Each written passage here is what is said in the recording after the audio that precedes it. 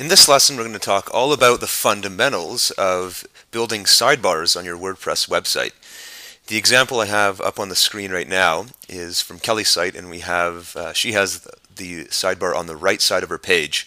And if you're just getting started, your website probably has something that says no widgets, and that's there by design to let you know that you have to insert widgets. And I'm going to talk about what exactly that means in a second. Some websites will have the sidebar on the left side, and other sites will have sidebars on both sides. So it really depends on what you chose in your survey and how you see your website evolving. So in this example, Kelly's is on the right, and what I'd like to do is just show you the very basics of adding widgets to the right so that your site looks a little bit more complete, and you're giving your visitors additional things to look at or things to click on so they can visit other parts of your site. You can also put advertisements and anything else you really want to put in here after the fact. I'm going to save that for part 2, a more advanced lesson on sidebar customization. So what I'm going to do is go into the WordPress dashboard for Kelly's website, which is right here. And what you want to do is scroll down on the left side to Appearance and then hit Widgets, which I've already done. Now, in most cases, your website will have a primary sidebar. If you have a website with 2 sidebars, then you'll probably have one that says left sidebar and another one that says right sidebar. For Kelly's, there's only one, and so that we only have to deal with this sidebar. And you can see right now it's a gray area, meaning there's nothing in there right now. But WordPress gives you a list of available widgets that you can select from and place them onto your website in real time. So in this initial demo, I'm going to show you just how you can add a couple to get started and get a level of comfort with how these things will work and interact on your site.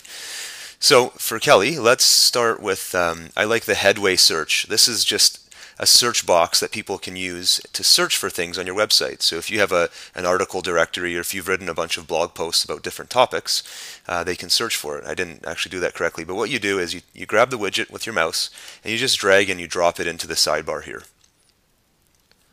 Actually, what I did is I forgot to click down. So you have to, there we go. So you just have to you have to fiddle with it a little bit sometimes, but it eventually gets in there. And so I have the headway search in there. I'm going to add 2 more widgets, and then I'm going to go back to the live site to show you exactly how the stuff looks. So we have the search box. I'm also going to add a widget for recent posts. So any articles that Kelly's written recently will now show up, linkable on the home page, actually on all pages. And you can add a little title. And by default it's going to say recent posts, but if you want to change that, you can put a title in here and then the number of posts you want people to show. So the most you can have is 15. I recommend the default, which is 5. I'm just going to close that. And so we have a search box on our right sidebar. We have a recent post widget, and I'll add one more just for fun. Let's add let's put the pages of her website so people can see other pages that she's published and that are available. And I'm going to close that. And so we have literally dragged and dropped 3 widgets into the right sidebar. If I go back to Kelly's live site and do a page refresh, which is usually right up here at the top part of your browser, you can see the information has been added in real time. So there's a search box. Type here to search, then press enter. There's recent posts, so she's got 4 real posts and then a hello world one, which was just part of our test, which we can delete later. And then these are the pages of her website: about, attendance, calendar, and so on. They're also available here at the top, and so it may not be a kind of widget that she'll keep in the long run, but it was more just for example purposes I wanted to show you. But what happens with right sidebars is, with any sidebar to be honest, is that they will appear on every page of your website. So if I can go to the About page here, you can see that same sidebar is available.